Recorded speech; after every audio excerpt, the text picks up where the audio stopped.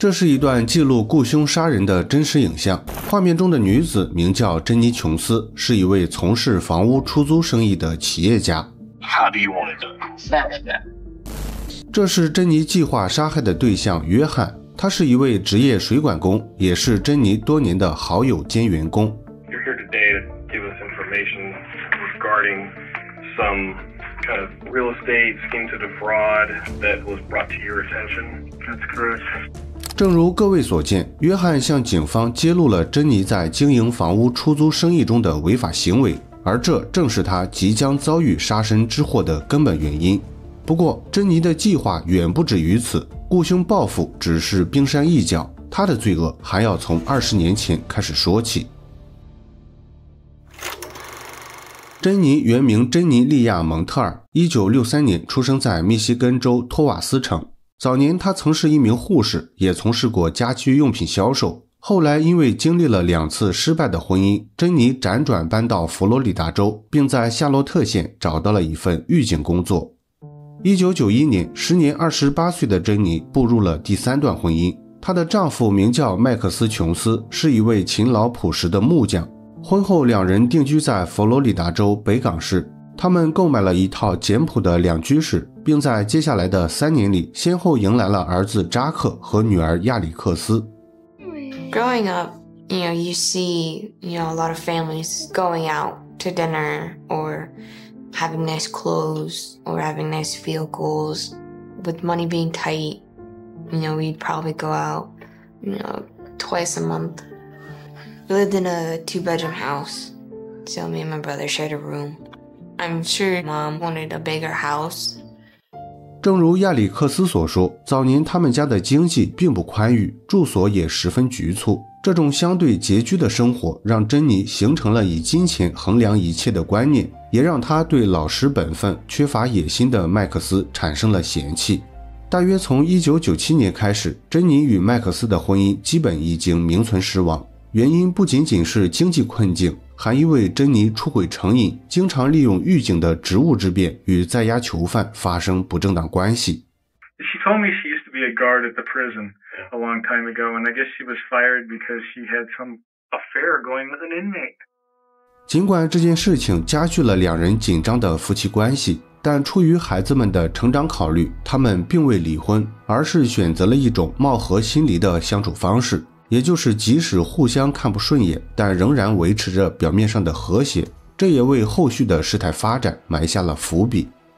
2011年，珍妮与麦克斯的婚姻进入了第20个年头，此时他们的2个孩子已经相继成年，曾经为了孩子勉强维持的婚姻也失去了继续存在的意义。正是从这时开始，麦克斯的生命悄然进入了倒计时。他先是在年初患上了一种医生无法确诊病因的肠胃疾病，半年后又因心脏病发作，突然在家中去世，终年仅51岁。I saw them covering the body up, and my heart just kind of sunk, and I started thinking, okay, why all of a sudden did my dad die from a heart attack when he never really had heart issues to begin with? 虽然麦克斯的死亡存在诸多疑点，例如此前他从未患有心脏疾病，且名下持有一份价值100万美元的意外保险，这些因素很难不让人怀疑珍妮，也就是他为了保险赔偿款杀害麦克斯，并伪造心脏病发作的假象。然而，根据佛罗里达州的法律，在没有明显他杀迹象的情况下，配偶有权拒绝尸检。珍妮正是利用了这一规定，导致医生只能凭外部观察推测死因，所以麦克斯死于心脏病的结论其实并不可靠。此外，珍妮在事发次日迅速安排了麦克斯的火化，这使得追究他的责任变得极为困难，最终只能不了了之。总的来说，珍妮与麦克斯的死亡存在直接关系，只是他巧妙地钻了法律空子，提前销毁了证据，侥幸躲过了一劫。接下来的一段时间，珍妮拿到了麦克斯的保险赔偿款，摇身一变成为了身价100万的富婆。她首先用这笔钱做了医美和隆胸手术，然后又包养了一位与她儿子年龄相仿的情人马特·史密斯。 Matt Smith was the cable guy that came to install Janine's cable shortly after Max died. Her response upon seeing him was, "How would you like to be my boy toy?" And his response was, "I'd love to." He was very much her boy toy, and he liked having a sugar mama. 虽然珍妮最初只是将马特当作情人，但后来由于他开办了房屋租赁公司，购买房产基本花光了麦克斯的保险赔偿款，于是出于规避风险的考虑，珍妮最终决定与马特结婚。一来她可以通过婚姻关系为马特购买意外保险，一旦发生投资失败，便有机会通过制造意外再次获得保险赔偿款。二来她也可以放心地让马特参与公司运作，这样既节省了人工成本，又减轻了工作负担，而且还不用担心马特反水或者侵吞财产。至此，珍妮的公司已经初步成型，接下来就到了最关键的运营阶段，这也是导致本案发生的重要原因。正如前文所述，珍妮购买出租的房产基本花光了麦克斯的保险赔偿款，这就意味着他已经无力继续购买新房产扩大规模，自然也就无法赚取更多的房租收益。为了解决这一困境，珍妮很快盯上了当地长期空置的房子，也就是开头提到的房产欺诈。她的诈骗手段非常简单，大致可以分为3个步骤。首先，在市面上寻找那些房主不在当地且长期拖欠房产税的空置房产，然后再利用伪造的合同谎称房子已经完成过户，并通过代缴房产税的方式在公共记录中留下自己的名字，从而营造自己合法持有房产的假象，最后再将这些非法侵占的房产对外出租，达成牟利的目的。以上工作主要由珍妮和马特共同完成，因为两人已经是利益共同体，能够互相保守秘密。至于其他可以摆上台面的工作，比如房屋翻新或者保洁，珍妮则委托给了好朋友约翰和艾米。作为回报，他们可以免费住在珍妮提供的房子里。通过这一系列操作，珍妮在短时间内便非法侵占了大约25套房产，公司的规模也越做越大，每月都能赚取相当可观的租金收益。然而，正是因为发展速度实在太快，负责房屋翻新的约翰开始对房子的来源产生了怀疑。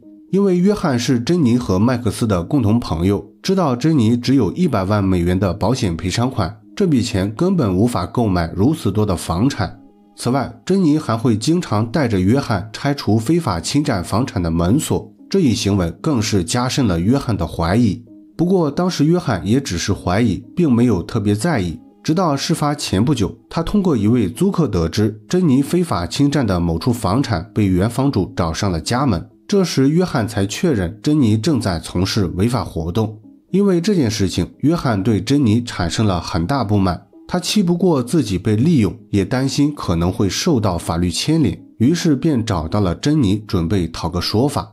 但没想到的是，珍妮非但没有表达歉意，反而通过法院下达了驱逐通知，准备收回之前提供给约翰居住的房子。这一举动彻底激怒了约翰，于是就有了开头的一幕。约翰来到警局举报了珍妮的违法行为。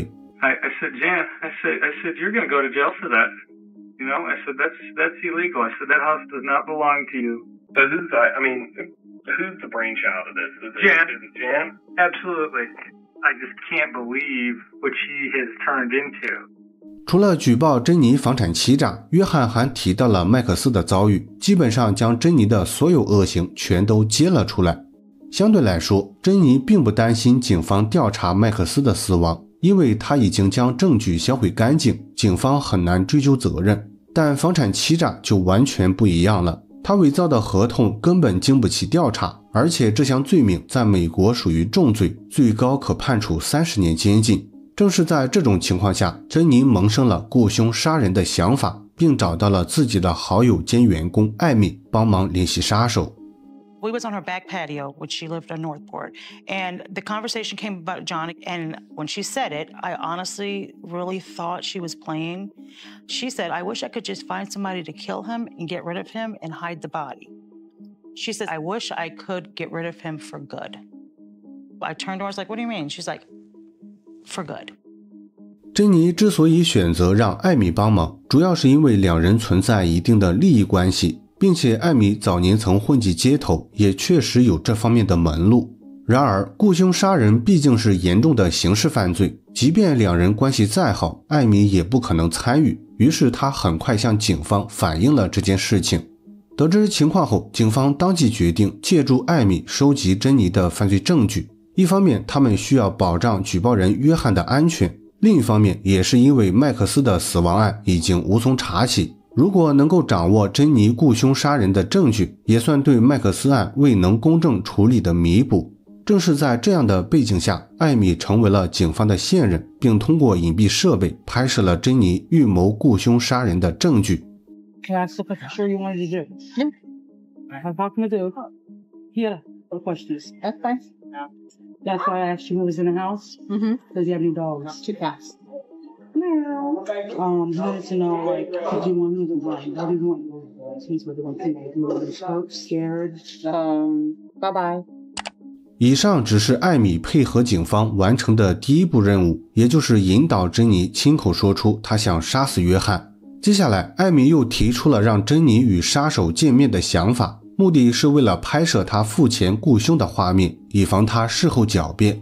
当然，并不存在所谓的杀手。艾米给珍妮介绍的其实是一位名叫哈里斯的卧底警察。He's from the streets, but he's smart, right? Because if it goes on you, it can come back to me. No, I know. So what he was asking me is, how do you want it? He sleeps with him about that. Yeah. He wanted to meet you. And I said, I don't know how she's going to feel about that. He's in line. He'll do it. He wants to know what, you're willing to pay him. And now I'm not. 这次见面结束后，珍妮很快与艾米介绍的杀手进行了通话。一方面是为了后续的见面做准备，另一方面也是为了试探对方是否值得信任。因为再过几周，约翰的驱逐听证会就要开庭，他必须要赶在开庭前解决掉约翰。Morning. Hey, what's up? My homegirl said you're looking to get some work done. Mm-hmm. How soon are you trying to have that done? I'm leaving next Wednesday to go on a cruise, and I'll be gone until Sunday. So, either do it before that or after. Why don't you have it done while you're doing it? That make more sense, right? Yeah. I want it all written down. I mean, if you want it, I need to know where the live. I need to know his friends. I need to know what he drives, and I need a photo. Okay. You get all that? Yeah. It might be fun. 虽然哈里斯警探从未接受过卧底培训，但作为一名长期与犯罪分子打交道的执法人员，他十分清楚珍妮想要听什么，也知道如何扮演杀手这一角色。短暂的通话过后，珍妮彻底打消了顾虑，很快便让艾米安排了接下来的见面。How are you? I'm doing all right. Could be better. Yeah. I won't shake that. But that's Okay. Yeah. How's that? Is that better? All right. 珍妮刚一见到哈里斯，便送上了自己的绯闻。从这个轻佻的举动可以看出，他对杀人毫不在意，仿佛不过是一件稀松平常的事情。He talked to my baby girl. She'll tell you, oh, around, serious about my shit. And I didn't come down here to play around. What are you thinking? You know what I mean? Because once you give me the money, that's it. 简单寒暄过后，哈里斯直奔主题，谈起了此次见面的目的。一方面是出于取证的需要，而另一方面则是珍妮看上去一脸人畜无害的样子，很难让人将她与雇凶杀人联系到一起。换句话说，也就是哈里斯有些不太相信珍妮会雇凶谋杀。When I first saw Janine, I was like, oh my God, she looks just like a normal person. A normal person. She looked like she wouldn't hurt a fly. 然而，珍妮接下来的表现彻底震惊了哈里斯，因为她不仅按照事先约定提供了约翰的照片，还主动提到约翰是一位单身父亲，家中有一个年仅11岁的女儿。如果哈里斯认为有必要，也可以将约翰的女儿一并杀掉。要知道，珍妮与约翰已经认识超过8年，几乎见证了约翰女儿的成长，很难想象他会对一个曾经照顾过的孩子痛下杀手。But I mean, there's no mistaking he's bald and No twin brother, yep. no, none of that. Most of his family's up in New York. Okay. He's got a daughter, which I don't care about. I'm saying, so I won't. 然而，珍妮的邪恶远不止于此。为了确保万无一失，接下来他又带领哈里斯前往了约翰的住所确认位置。路途中，珍妮详细讲述了约翰的个人情况，生怕遗漏任何细节影响谋杀计划的执行。How big is the guy? 6'6". How much it weighs? I would say like $185. He works out, but he looks scarier than he is. But he laid his hand on my man twice. Oh yeah. Yeah. Not make it fun. He's ex-military. 谈话间，三人很快来到了约翰的住处。随后，珍妮掏出了一张手绘的平面图，开始讲解约翰住在哪间房间以及邻里周边的情况。This is Chamberlain. Now, that window is the room that he stayed. This house, that buds up to the back side of the front. Oh, they're just faking it. That's a possibility. The neighbors aren't really out when it's dark. No nosy look around and nothing like that. All right, so exactly how do you want it done? Well, easiest. I mean, if you think just snapping his neck and putting him to sleep that way. I'm by my. You understand what I'm saying? So I want to do it how you want me to do it. You know what I mean? So you can be satisfied. I can do him any kind of. You know what I mean? I'll burn his ass out, snap his neck. How you want me to do it? I can do. I'm asking you, how do you want me to do it? Well, obviously, the least messy the better. Okay. For both of us. Okay. Option 1. Snap it back. Option 2 is what? Shoot.